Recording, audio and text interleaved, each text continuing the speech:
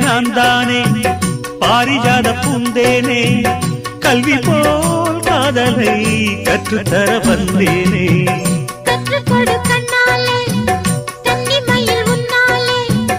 என்னவோ என்னவோ இன்பங்களை கண்டாலே பருவக் கனவு பிறக்கும் பொழுது இறகு முளைத்து பறக்கும் மனது